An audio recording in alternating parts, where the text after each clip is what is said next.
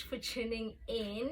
My name is Pindile and I share my journey with my partner who's currently in prison. So today we'll be talking about how my man proposed. Yeah, guys, like, this is a special guy. Like, he's very special. Like, he's very unique. Like, I've never met a guy like this in my life. So probably people are wondering, like, why is this girl dating someone in prison? Like, my situation with Percy is unique. Like, I don't know how to explain it, but anyway, we'll talk about this in detail after I've explained the story. So Percy proposed in 2021, May 2021.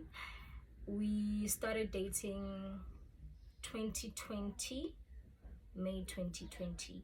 Yes, so that is like about a year later.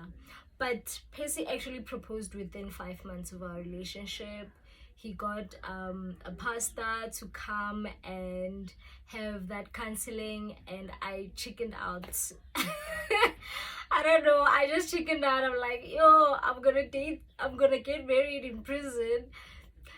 Yeah, I chickened out. I was like, no ways I'm doing that. And he had to cancel the whole thing. He was very heartbroken because he was like, dude, you told me you want to get married within a year, and now I'm making things happen for you. And you know, when we started dating, I told you that I am serious and I want to make this work, and I am getting into this relationship for purpose, or rather for marriage. Yeah, so I chickened out, and then a year later in 2021 he officially proposed. So how he tells the story is, he spoke to his mom to tell her that I'm planning on getting married, and his mom was like, my boy, are you sure about this? I was like, yeah, I'm sure. And then he explained what he loves me and all the shebang. And his mother just gave him blessings.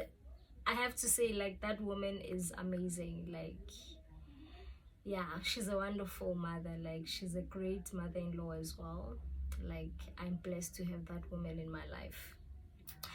Yeah, so then Percy tells me that he saw a ring online and he decided, you know what, I'm going to propose with this ring. He spoke to the store, because he bought the ring from Stan's. Yeah, so he bought the ring from Stan's, and then they told him he needs to collect it at the Glen Mall, because the smallest size was that side. So he went there and asked, well, he didn't go there. He asked his mom to pick up the ring at the Glen. So his mom went with his aunt to go pick up the ring. So he wanted to personalize the delivery, because the day he proposed, I was at work. So he decided, you know what, let me, instead of getting a random person to deliver the ring, because obviously his mom couldn't go to where I work, it's very far, and she was not feeling well at that time. So he got my friend Tembi to deliver the ring. So Tembi sorted out everything. She picked up the the engagement hamper. She picked up the ring, she wrapped everything, bought the cake and the flowers. So, like, Tembi is the one who made everything happen. Okay, well, not everything, but she made sure that the things get delivered properly. Yeah, so when Tembi arrived, okay, there was a letter there as well. Actually, I should read the thingy. Yeah, I should read the letter for you guys. Wait. So I'm going to read the letter that he wrote for me. Guys, my man is romantic. So he wrote this letter. Timby had to print it out. So the letter says, just you can see, it says Corinthians 13 verses 4 to 8 and 13. Hey guys, my man is a pastor. Okay, so the letter says, love is patient and kind. It is not jealous or conceited or proud. Love is not... No, this is the verse, right? Yeah. Okay, so he quoted the verse first. Okay, love is patient and kind. It is not jealous or conceited or proud. Love is not ill-mannered or selfish or irritable. Love does not keep a record of wrongs. Love is not happy with evil, but is happy with the truth. Love never gives up. It's faithful. Hope and patience never fail. Love is eternal. Meanwhile, these three remain: faith, hope, and love. And the greatest of these is love. So the letter says, Dear Mrs. P. Koza, and then he scratches out my name. So it says, Dear Mrs. P. Koza, this may not be my handwriting, but what you are reading comes from the depth of my heart. Instead of buying a card, I decided to keep it old school. All that you have done for me is noted and also highly appreciated. On this special day, we celebrate a year of our relationship, which I value so dearly. We have definitely come a long way considering our current situation, and this shows that we have built a solid foundation. Since my arrest, I have lost everything, but when God blessed and united this union, I have found everything I never thought I could have. Aww. I could write a whole book about you. You are so considerate, loving, respectful, honest, warm-hearted. When I hear you laugh, it brings joy to my heart. Seeing you smile makes me happy. I love seeing you happy. When you tell me that you love me, I never doubt it because I can feel that your love is real. It is the kind of love that I would love to wake up next to for the rest of my life. Thus far, you have been an amazing partner and you bring peace in my life. A peaceful lady you are. I'm very aware that a lot of people don't approve of our relationship, and there are those who laugh behind our backs thinking we wouldn't last this long. Why should we be bothered about what they say or think as long as we are happy? They wouldn't understand us, my love, and that's okay. Yes, we have had our own share of drama. We have had disagreements and arguments, but those... Why does it feel like I'm reading this for the first time? But those we have dealt with, and we will continue to overcome other challenges that come our way. My love, I will not promise you the moon or the sun, because that is something I could never give to you. Though what I can promise you is love. I will not betray you. You better not betray me. I will not betray you. I will be honest and patient even through the toughest times, through sickness and in health. That's right. We shall put God first. Without God, our relationship will never work. Before I wrote this letter, I prayed to the Lord to guide me as I am about to take this life-changing step. Even though I could not hear his glorious voice, he indeed put all these words into my heart. That is why it is so easy to confess my love to you, and this is why it's so easy for me to love you without any doubt. Your love truly adorns me. We met during the darkest time of my life, although through the darkness you came into my life and your light simply brightened up my life, and I don't see the darkness anymore. I don't feel lonely anymore as I have before we started dating. Oh my love, you are amazingly beautiful inside and out. Cupid's arrow struck right in the middle of my heart, an arrow with your name written on it. I know this may not be the most ideal way to ask this of you. If I could, I would be on one knee and ask you to marry me. But because of our current situation, this is the best I can do. Well, Miss Soga, I am sure you are smart enough to see where I'm going with this. I'm asking for your hand in marriage. I am asking you to be my wife, the mother of my kids, and my life partner through good and bad. I'm asking you to be Mrs. Pindile Penny Khoza, my life, my love, my soulmate, Bonchislam. Will you do me the honor and finally be Mrs.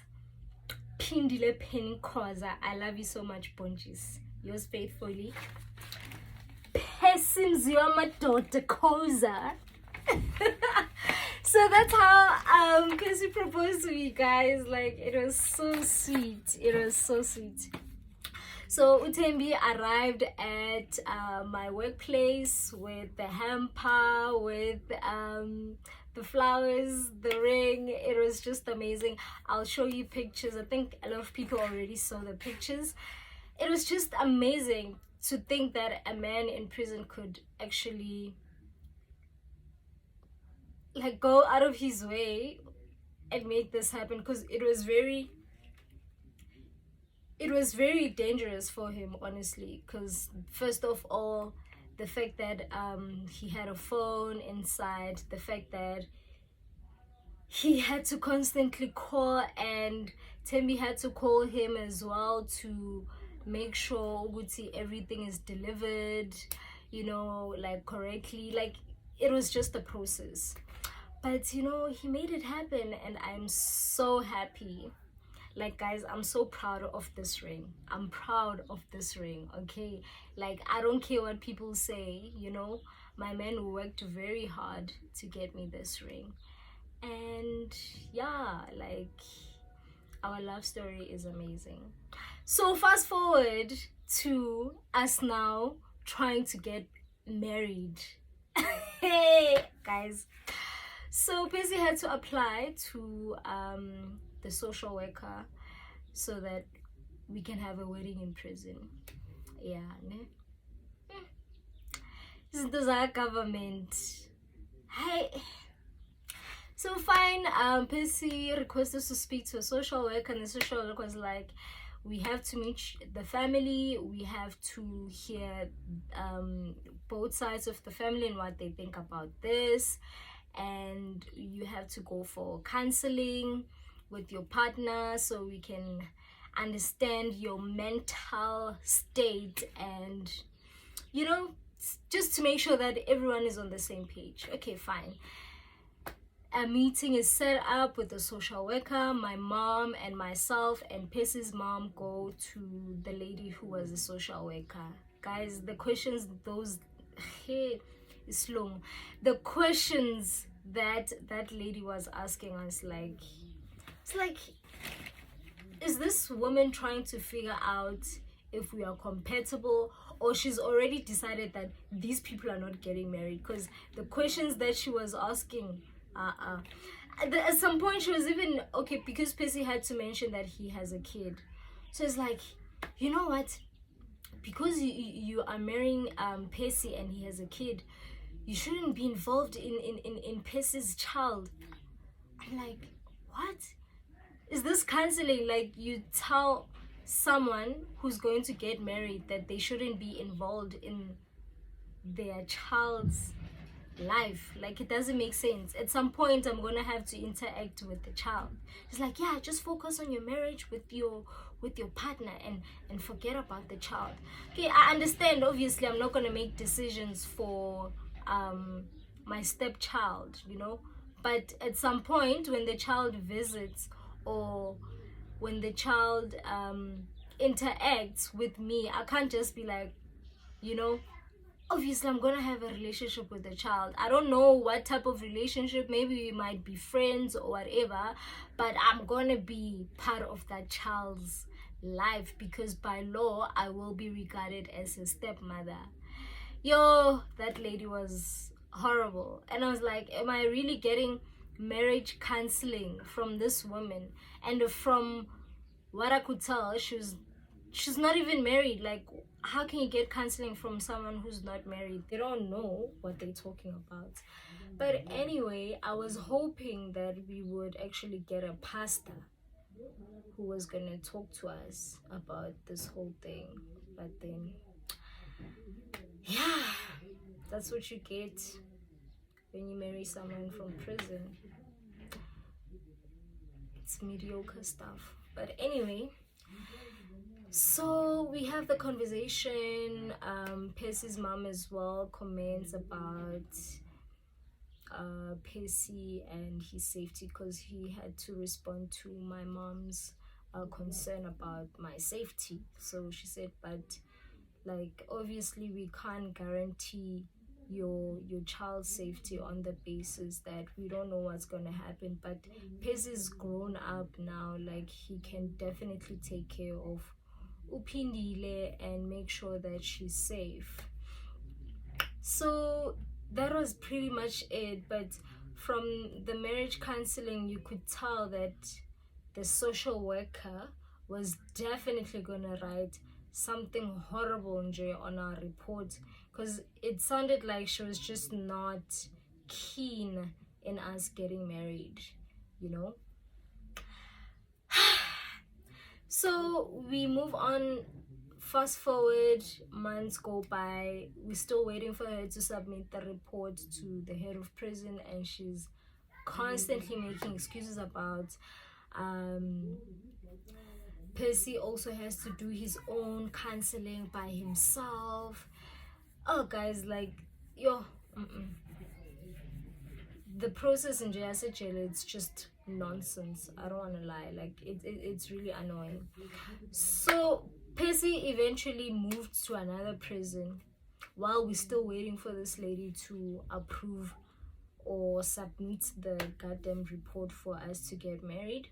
And now he's in another prison and we are still experiencing the same concern. So the social worker from the prison that he's currently in now was saying, okay, you want to get married, I'm gonna have to go to the previous prison that you were in so that I can get the report and hear what was discussed, and then we'll have to take it further and whatever, escalate it to the head of prison or whatever processes that they follow.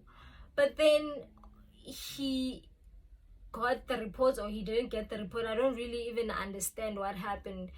All of a sudden now it's, oh no, you're not gonna get married. I'm gonna put you guys to a test, so you guys have to wait 1 year 6 months. After the 1 year 6 months, then we'll see if you guys are still together. And I'm like, what the hell? Like, what the hell? We're not kids, man. Yo, guys, like, marrying someone from prison is the pits. Like, it's nonsense, NJ. It's nonsense. And the other day I was talking to the thingy, the warden. So the warden says, oh, I was asking them, because Piss and I decided we're just gonna get a marriage officer and we'll just sign and move on, because if you still keep waiting for these people, we're not gonna get married. So I went to the one of the wardens there to ask her like how the process would work if we were to bring a marriage officiant during visitations. Sorry, during visitations. And then she told me to go to this other lady. So I get to that lady. That lady's like, why are you guys so much in a rush, like, to get married? And I'm like, if you wouldn't ask that question to someone who was getting married out there, you know, like, why are you guys in a rush? Like, when people want to get married, they want to get married. And there's only for so long that you can get engaged, you know. Like, I got engaged in 2021. It's 2023 now, and we are still not married because people feel they should dictate lives for other people. Like, whatever we decide, if we want to get married now or next year, that is up to us. It's well within our rights to get married whenever we want to get married. So people asking us like, why are we in a rush? Like, you wouldn't ask a normal person that, like, why are you in a rush to get married? Like, I'm old enough to make a decision for myself if I want to get married. I'm 29 this year. I'm 29, so I'm old enough to make that decision. Percy is over 30. He's old enough to make that decision.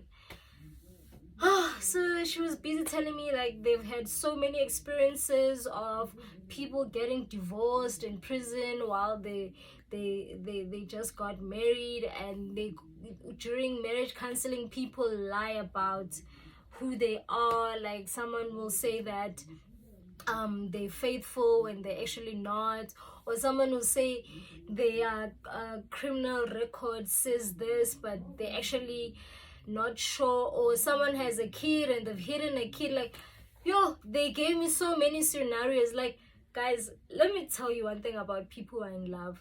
There's nothing you can say to someone who's in love to change their mind. You need to let them be, let them do what they want to do, and then they'll learn from their mistakes. There's nothing that they can tell us. They can tell me and Percy to not get married. We've decided we want to get married. If there's consequences, or maybe Percy gets out of prison and he decides he wants to date someone else, or they were saying, okay, this warden was even saying, yo, plus you also have emotions, you know, you have emotions, right? You have emotions. You know, Guti, you probably have someone ngaphandle nawe. I mean, like, she's forcing me to agree with her and be like, yes, I have someone outside that I am busy with. Like, guys, no.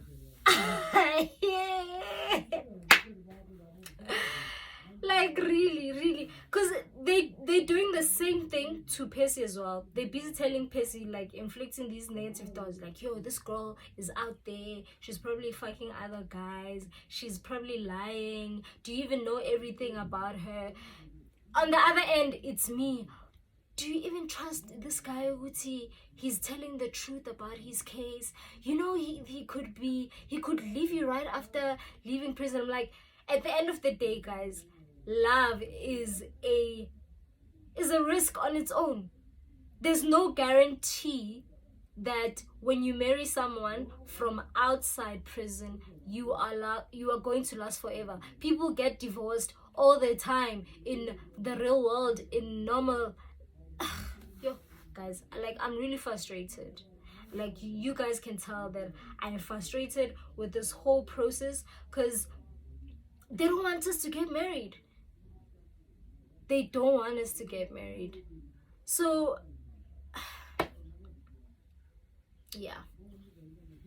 I know people don't understand my journey with Percy. I completely understand. But it's not for you to understand. Like, if I'm making a bad decision, the only way I'm going to learn is by going through it. Not by people telling me this is going to happen, this is not going to happen. And at the end of the day, none of you know what's going to happen when Percy gets released. No one knows. Only Percy knows. And if he does decide to fuck up this whole thing and go and be with someone else, we've had these conversations as partners. We have our fears, you know. We've had so many conversations about these things with, yo, you better not fuck me over. And he'll say the same thing, when I get out there, I better not hear that you were fucking niggas, whatever. We both have fears, you know, and we both have these conversations. There's nothing that people tell us that we haven't discussed with the Percy. We talk about everything and anything. Anyway, guys, that is my story about how Percy proposed and our current situation. I'm so frustrated. But anyway, yeah, guys, see you on my next video. Thank you very much for tuning in, and thank you to my 52 subscribers. I love you guys. Thank you. Bye.